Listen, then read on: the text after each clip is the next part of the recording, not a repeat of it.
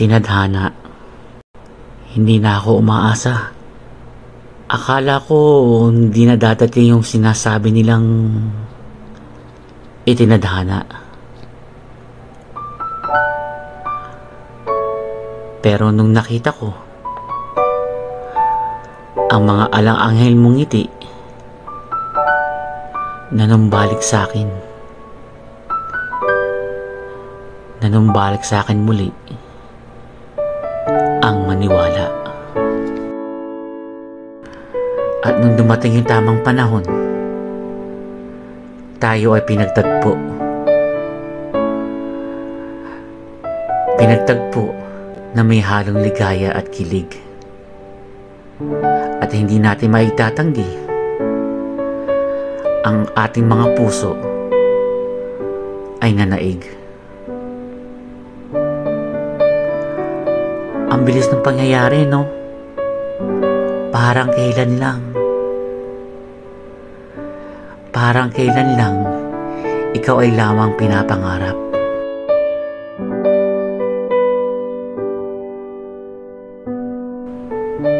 Sobrang pasasalamat ko sa hindi inaasahang pagkakataon. Ikaw ay dumating.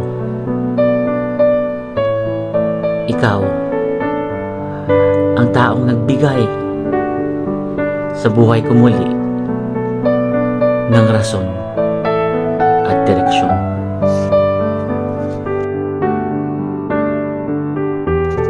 At sa araw-araw naririnig ko ang mga boses mo,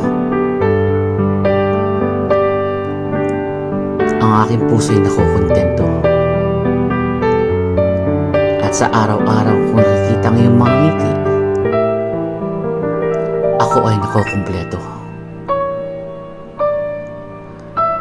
At ngayon nandyan ka na. Pangakong iingatan ka. Hayaan mo sana akong mahalin kita. At hayaan mo sanang yakapin kita kapag ang akala mo'y ikaw'y nag-iisa. Kahit nasubukin man tayo ng panahon, lagi mong tatandaan na nandito lang ako sa tabi mo at kasama mo. Pangakong mananatili, aalagaan, sasamahan, at hindi magsasawa mahalin ka. Hindi ko maipaliwanag kung gaano ko kasaya ngayon.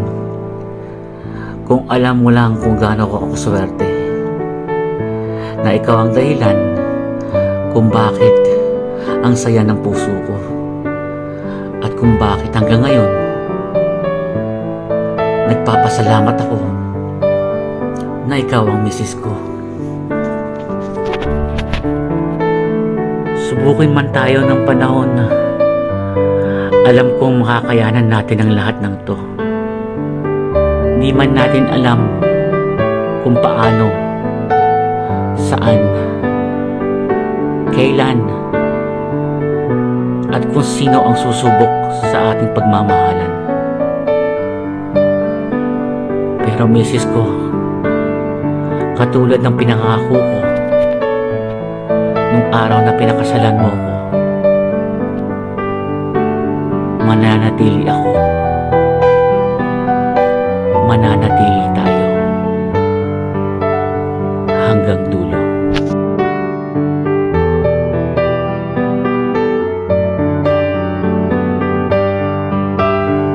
Ikaw ang inalaan. Ikaw ang papahalagahan. Ikaw lang ang ipaglalaban. Hindi kita susukuan. Pag-ibig na iingatan hanggang sa pagtanda, at kahit kailanman ay hindi mapapaliwala. Ikaw at ikaw lang ang tanging mamahalin.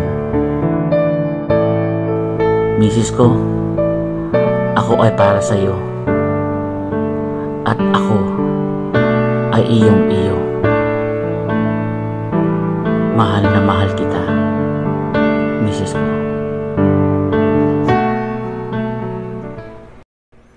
Para sa nag-iisang Mrs. ko, mahal na mahal kita. At happy birthday.